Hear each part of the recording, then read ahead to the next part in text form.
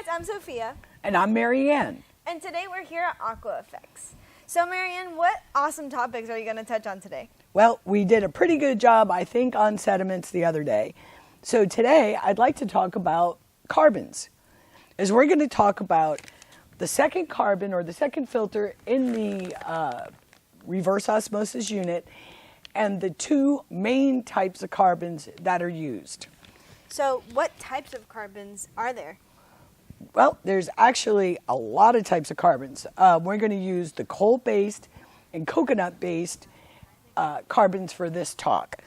The standard 2 by 10 inch carbon filter that comes in any standard reverse osmosis unit does a very, very good job in removing chlorine. Unfortunately, a lot of municipalities have moved to chloramine, so if you're in one of those municipalities, we'll get to that in a minute, but for right now we're going to stay on chlorine. Again, this does a great job at removing chlorine. And its big brother, the high capacity chlorine block, this will just remove more chlorine. So if you're next to the treatment plant where you have a ton of chlorine hitting your house, you might need to go to something like this instead of using two standard carbon blocks in a row. Or if you're just kind of lazy and you forget to change your carbon, this will serve you longer. The reason that we use carbon is to protect the membrane from chlorine.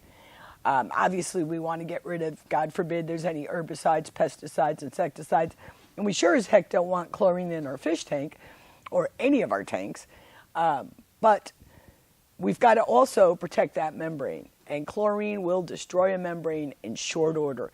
I always tell people it's like changing the oil in your car. It's a whole lot cheaper to buy an oil change than it is a new motor. So you were saying chloramine affected a lot of people, so how would you go about that? Okay, chloramine does affect a lot of people, and it affects more and more people all the time. We, maybe 15 years ago when chloramine first was implemented, were experimenting with different ways to get rid of the ammonia and the chlorine out of your drinking water. I probably should mention that chloramine is a combination of chlorine gas and ammonia gas. A simple pass of water disinfected with chloramine, this filter will take out the chlorine, but it will not touch the ammonia. Folks will call us and they'll say, oh my gosh, you know, especially if you're just using RO without the DI, your unit added ammonia to my water, but it didn't. You can test for chlorine or ammonia before the filtration system. They'll both come out negative if you're disinfected with chloramine. After you run it through a simple carbon, the simple carbon will strip the chlorine part out of the chloramine, leaving the ammonia, and making it appear as though the system added ammonia, when indeed the system doesn't add anything, and we don't have that type of system. So, with that said, the people that were using reverse osmosis and deionization were calling saying, oh my gosh, did you folks change your resin? My resins, I'm flying through them. And then we realized we had to do something, and we figured out it was ammonia and realized we had to do something about it. So what we did do, or what we are doing and have done, is we've gotten a medical grade catalytic carbon. Any of you chemistry buffs realize a catalyst is something that pushes a reaction, or pushes a reaction is probably a good way of saying it. All right, this is medical grade. It's used for kidney dialysis.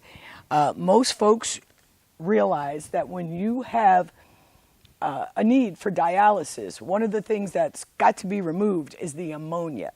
So we felt pretty good about this, and we tried it in our system, a single filter, 2 by 10, and it didn't work. And we were like, oh my gosh, it doesn't work. So we got in touch with the manufacturers of the carbon, and they explained to us that it's a reaction that happens over time.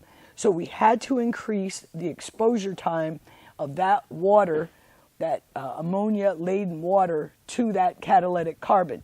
it was pretty easy to accomplish. We did it by just adding another one right afterwards. It does a very, very good job. It removes a significant amount of that ammonia, and then the deionization resin, if there's any left, which usually there isn't, but if there is, the DI will take it out and the ammonia will not hit your tanks. So Marianne, how do we install 2 carbons in our Barracuda system or in any of our systems? Okay, a lot of people don't have an extra canister just sitting and waiting. But just like we did with the sediment filter, we have this nice little single, what we call an add-on. You can move this to the front of the system.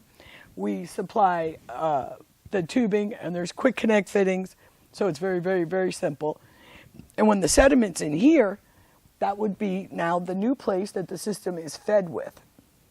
It goes from there, and now you'd have 2 open chambers.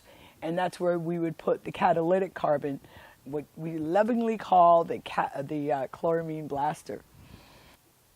One other thing to mention, if you have a higher output system, let's say a 200 or 300 gallon a day, the contact time, as I mentioned before, is essential to get the job done. We provide this type of a carbon. This is a carbon tank. It would hold about 1/4 of a cubic foot. It would run upflow, and that would provide you with a ton of contact time. Or people that just have a very, very high ammonia, this would also work wonderfully for that. Just throwing that out there. I believe that we've covered the second stage carbon filtration part of the reverse osmosis system. I could talk forever about carbon. You guys would turn this off. So if you have a question, please feel free. Make sure to give us a thumbs up. Write us a comment below if you have any questions. And don't forget to subscribe. Yeah, definitely ask your questions. We love them. And if we don't have the answer off the top of our heads, we will find out what the answer is. Thank you so much for your time. Thank you from AquaFX.